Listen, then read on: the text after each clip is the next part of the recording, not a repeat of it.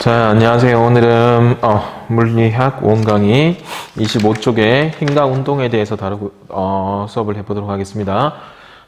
지금쯤이면 아마 여러분들은 열심히 시험을 치고 있겠네. 탐구 시간인가 모르겠다. 아무튼 치고 있는 거 잘 치고 이미 끝냈을지도 모르겠다. 그지? 치고 있는 거 잘 치고 우리는 수업 시간에 한번 만나도록 하겠습니다. 그리고 물리 1 모의고사 그 해설은 쌤이 오늘 치고 나서 나중에 강의로 따로 업로드 하도록 하겠습니다. 자, 일단 오늘은 25쪽 힘에 대해서 한번 보도록 할게요. 첫 번째 힘입니다. 사실 이 힘에 대해서는 우리가 중학교 때 배웠어요. 내용 그대로일 겁니다. 한번 볼게요. 힘은 운동 상태를 변화시켜 주거나 물체의 모양을 변화시켜주는 원인이 되는 것을 힘이라고 합니다. 힘에 대한 정의입니다. 모양이 바뀌거나 그리고 운동 상태, 속력이 바뀌거나 운동 방향이 바뀌거나 아니면은 모양과 운동 상태가 다 변할 수도 있겠죠. 그런 것들을 힘이라고 할 겁니다. 이 힘을 표시하는 방법은 이것도 중학교 때 배웠던 겁니다. 힘은 눈에 보이지 않기 때문에 화살표로 표현을 할 건데, 자, 힘이 3요소인 힘의 크기, 방향, 힘의 작용점이 이게 힘이 3요소가 되겠고, 요거를 표현하기 위해서 화살표라는 도형을 이용을 할 거예요. 그래서 밑에 보면은 힘의 방향은 화살표의 방향과 똑같죠. 그다음 힘의 크기는 화살표의 길이랑 동일할 겁니다. 그다음 힘의 작용점, 시작점은 화살표가 시작된 점이 힘의 작용점이 될 겁니다. 밑에 힘의 단위는 뉴턴을 사용한다는 것 또한도 이것도 알고 있을 거예요. 자, 빨리 내려가겠습니다. 그다음 힘의 합력과 평형. 합력이란 것은 우리가 알짜힘을 합력이라 그럴 건데 같은 방향일 때는 그냥 두 힘을 더하면 되겠죠. 밑에 예를 들어서 10N과 20N이 같은 방향일 때는 알짜힘은 그냥 두 개에 더한 거 30N이 알짜힘이 될 거고, 반대 방향일 때는 반대란다. 반대 방향일 때는 큰 힘에서 작은 힘을 뺀 게 두 힘이 알짜힘이 될 겁니다. 즉 밑에 그리면은 20N하고 10N은 큰 힘이 20N이겠죠. 그래서 10N이 알짜힘이 될 겁니다. 그리고 크기가 같고 방향이 같을 때는 두 힘을 더하면 합력은 빵이 나오겠죠, 당연히. 이 정도는 다 알 거라 믿을게요. 자, 그 다음 뒤에 넘어가면 이제 힘이 평형이라고 나올 건데, 평형. 말 그대로예요. 어느 쪽으로 치우침이 있는 거예요, 없는 거예요? 오늘 발음이 잘 안 됩니다. 사실 앞에 3학년 물리2 영상을 계속 찍었는데 50분 동안 막 떠들었어. 떠들고 나니까 녹화를 안 눌렀네. 그래서 지금 입에 침이 말라서 말이 잘 안 될 거야. 조금 이해해 주십시오. 자, 평형에 대해서 볼 건데 평형의 정의 한번 볼게요. 한 물체에 작용하는 힘들이 합력이 0이면 힘이 평형 상태에 있다. 평형이라는 것은 치우침이 없는 거라 그랬죠. 그래서 합력을 다 더하면 0이 나온다는 얘기입니다. 그러면 밑에 정지해 있거나 등속도 운동하는 물체는 평형 상태다. 당연한 거겠죠. 정지해 있다는 얘기는 얘한테 아무런 힘이 작용 안 한다는 거예요. 평형인 거 맞고. 두 번째, 등속도 운동하는 것 또한 속력과 방향이 변화 없다는 얘기는 얘한테 작용하는 힘이 제로라는 얘기입니다. 그렇기 때문에 평형 상태에 있는 거 맞습니다. 자, 조건이 있을 겁니다. 줄 칩시다. 평형일 조건 첫 번째, 힘의 크기는 같고 방향이 반대이고 일직선상에 있어야 된다. 자, 요게 평형일 조건 세 가지입니다. 방금 얘기했죠? 힘의 크기는 어떻다? 같고 대신에 그 동물체에 작용하는 힘의 방향은 반대. 그 다음 세 번째가 제일 중요하겠죠. 세 번째는 두 힘이 일직선상에 있어야 된다. 이게 제일 중요한 포인트입니다. 자, 이게 무슨 말인지 한번 보도록 하겠습니다. 할 만한 게 없나? 책으로 할게요. 자, 지금 쌤이 이 책을 양쪽 손이 공통 똑같은 힘으로 밀 거예요. 그럼 안 움직이고 있다는 얘기는 평형 상태 맞겠죠? 자, 이 책을 이제 안 보이네, 내리니까. 이렇게 일직선상에 있을 때는 평형 상태라서 두 개의 힘으로, 오른손, 왼손이 누르면 안 움직일 거예요. 근데 이게 오른손은 올라가고 왼손이 내려가잖아요. 이게 평형 상태가 유지되는지 한번 볼게요. 밀면은, 좀 과했나? 어쨌든, 이렇게 일직선상일 때는 평형이지만 일직선이 아니라 어긋나 버리게 되면 이 책이 움직이는 걸 볼 거예요. 그래서 두 힘은 항상 일직선상에 있어야지 그 평형을 유지할 수 있다는 얘기입니다. 여기서는. 자, 그럼 밑에 이제부터는 이것도 마찬가지 중1 때 다 배웠던 겁니다. 여러 가지 힘에 대해서 볼 거예요. 첫 번째 등장하는 힘이 중력 또는 만류인력이라고 볼 건데, 이 중력은 크기를 구하는 공식이 나와 있죠. 와, 중력 또 나온다. 쌤 사실 아까 좀 전에 3학년 수업 찍었다 그랬죠. 50분 동안 막 떠들었을 때 이 중력, 만유인력에 관해서 50분 동안 막 떠들었거든. 근데 그게 날아가 버렸어. 그래서 꼴도 보기 싫어. 빨리 보겠습니다. 질량을 가진 물체 사이에 작용하는 힘이다. 그래서 밑에 공이 있죠. 빨간색 공이 질량이 M, 소문자 M, 그 다음 파란색 공이 질량이 대문자 M일 때 두 물체 사이에 작용하는 중력 F는 이렇게 계산할 수 있다. 중력 상수 또는 만력 상수, 그 다음 두 공이 거리는 대문자 R 제곱, 두 공이 질량이 곱으로 계산할 수 있다. 이게 중력을 구하는 공식입니다.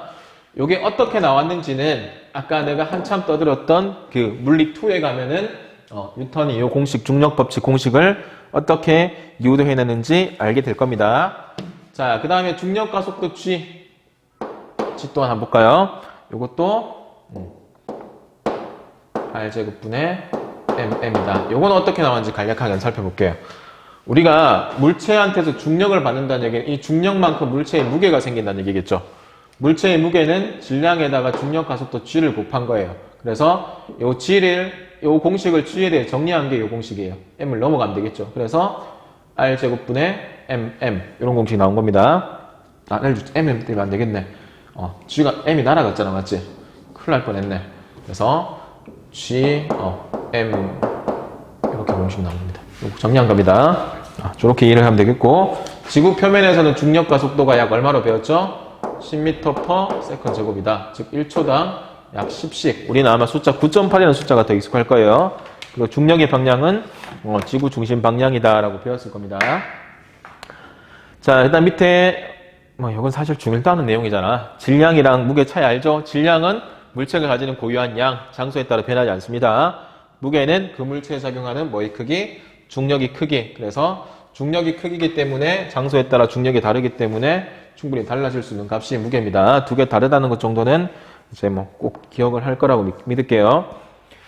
자, 그 다음 두 번째 힘입니다. 두 번째 힘은 탄성력이 등장할 거예요. 탄성력. 탄성을 가진 물체가 가지고 있는 힘인데, 물체를 변형시켰을 때 원래 방향으로 되돌아가려는 힘을 탄성력이라고 합니다. 이때 처음 들어보는 법칙이 하나 있을 거예요. 후기 법칙. 한번 보겠습니다. 자, 그 그림을 볼게요. 여기에 분필 진짜 많이 깨집니다. 이게 분필 내가 다 부러뜨렸다. 쭉쭉쭉. 자, 여기에 용수철이 하나 있어요. 이때 용수철이 탄성 계수가 아마 K로 표현되어 있을 거예요. 그리고 내가 이 용수철을 쭉 잡아당겼어요. 어디 갔니? 노란색 분필아. 없네. 어디 갔니? 내가 다 버렸나? 여기 있네. 자, 이 용수철을 쭉 잡아당겼어요. 그럼 이만큼이 노란색 부분이 용수철이 늘어난 길이 X라고 칩시다. 그러면 얘가 여기서 딱 놔버리면 저로 돌아가겠죠. 이렇게 돌아가려는 힘을 탄성력이라 그럴 겁니다. 이때 이 탄성력하고 늘어난 길이 관계를 나타낸 게 그래프가 오른쪽에 있죠.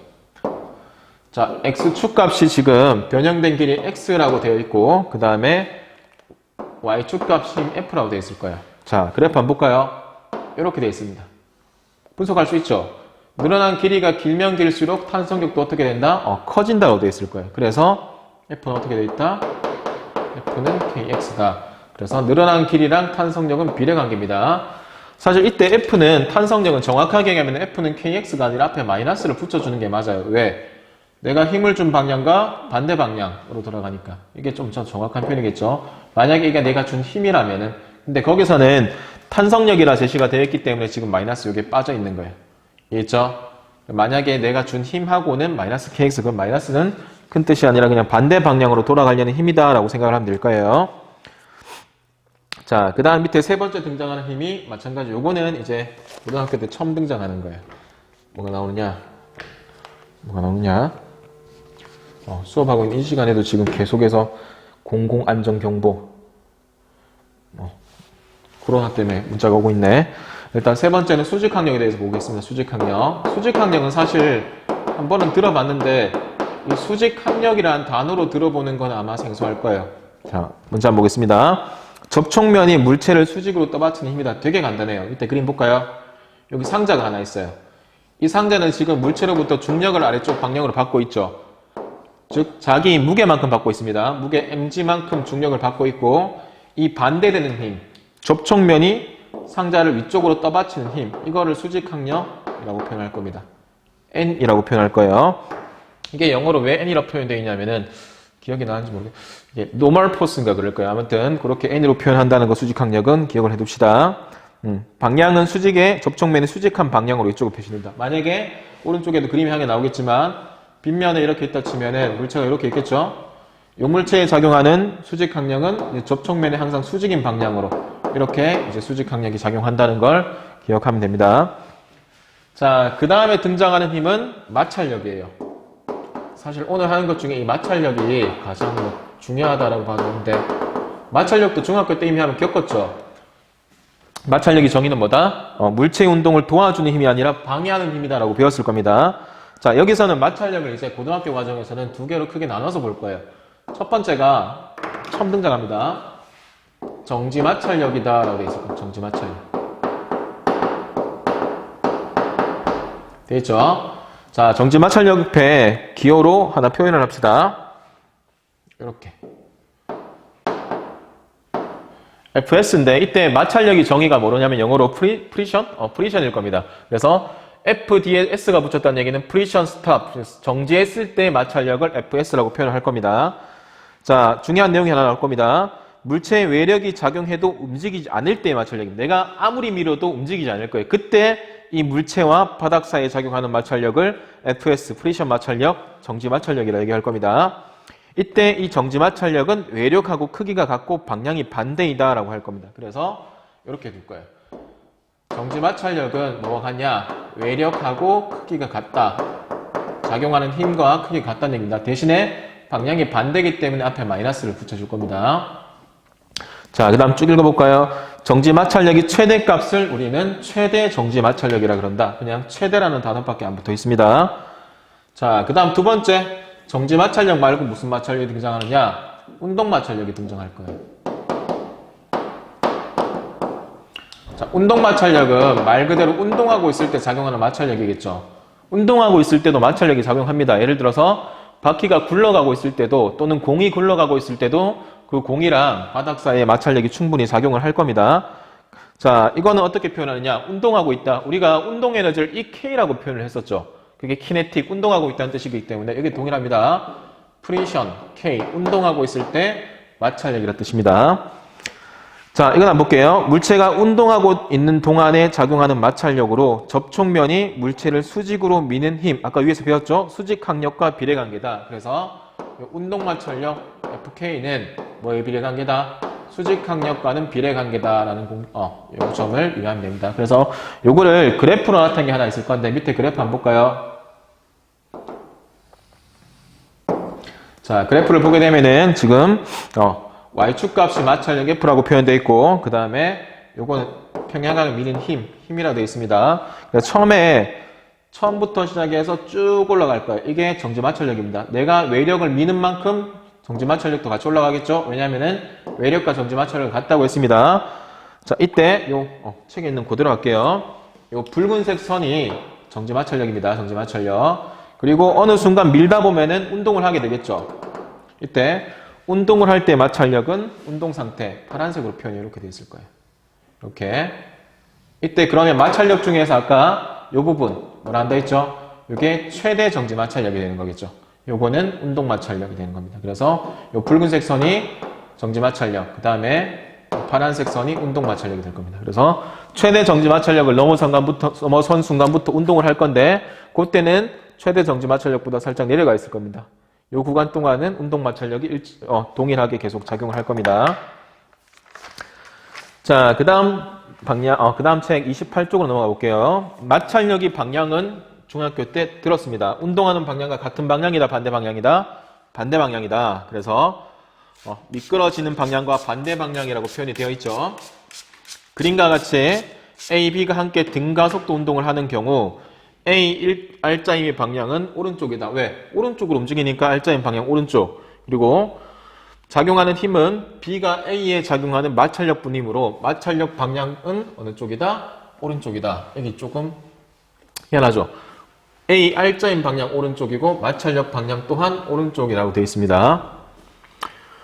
자, 그래서 왼쪽 편에 작은 글씨도 한번 읽어볼까요? 마찰력의 방향은 물체가 미끄러지는 방향으로 사람이 앞으로 갈 수 있는 것도 또한 지면과 사람 사이에 마찰력이 작용하기 때문이다 라고 되어 있습니다. 그래서 통상적으로 마찰력은 운동 방향과 반대 방향으로 작용한다 라고 보면 될 거예요.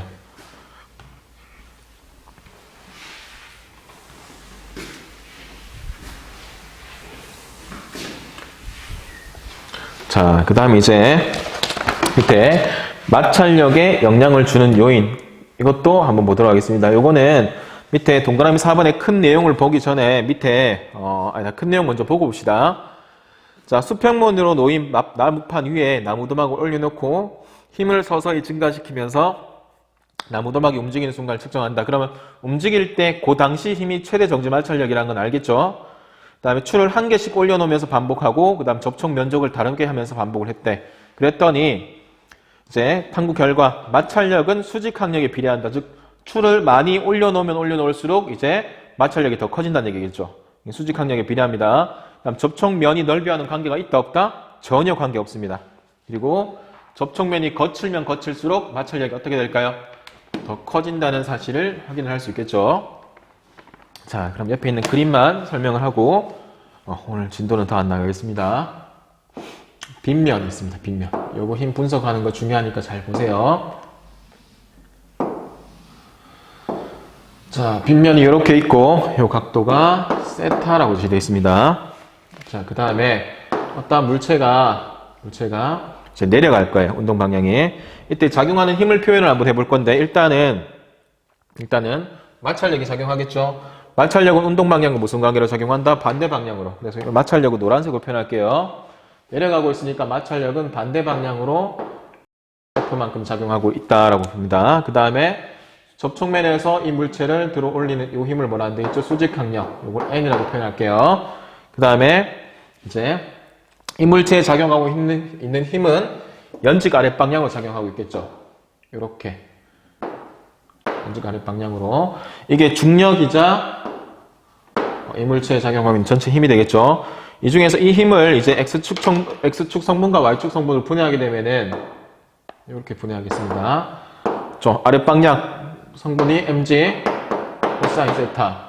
다음에 이쪽 수평방향 성분을 mg 사인 세타라고 둘게요. 그러면 밑에 일단은 자, 아까 배웠죠? 수직항력이랑 요 밑에 요 연직 성분이랑 무슨 관계죠? 같죠? 그래서 밑에 한 개 적어 놓읍시다. 빈칸 있죠? 자, 수직항력은 중력의 연직 아랫 방향 성분하고 동일합니다. N은 mg 코사인 세타 적어 놓고, 자, 그 다음에 마찰력 작용한다라고 얘기했죠. 마찰력을 보기 이전에 R자 힘을 볼 건데, R자 힘은 얼마가 작용하냐면은, 자, 이거 한번 보세요. 이게 지금 밑으로 내려가려는 힘이겠죠. 이 성분 중에서. 그 다음에 마찰력이 반대로 작용하겠죠. 그래서 이것도 적어 놓을게요.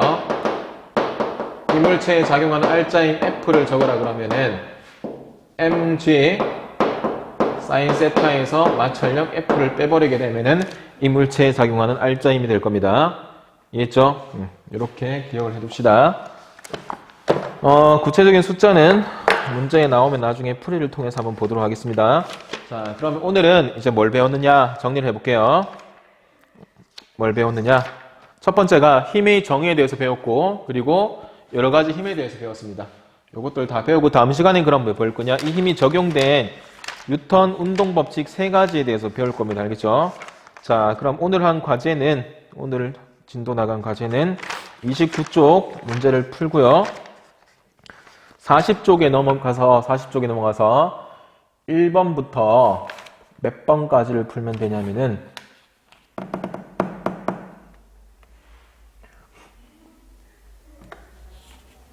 1번부터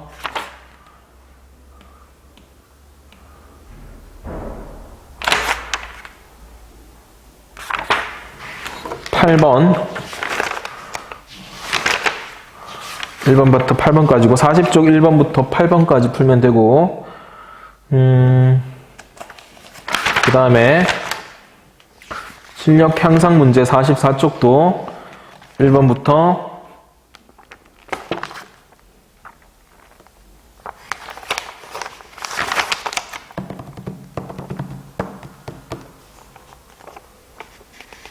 8번까지만 풀면 됩니다. 둘 다 1번부터 8번까지입니다. 다음 시간에 아까 예고했던 대로 뉴턴 운동 법칙 3가지에 대해서 한번 배워보도록 하겠습니다. 이거는 내가 녹화를 잘 눌렀겠지, 그지? 아무튼 주말 잘 보내고 시험지 받으러 올 때 얼굴 볼 애들이 몇 명 있는데 나머지는 계약하고 봅시다. 오늘은 여기까지 하겠습니다.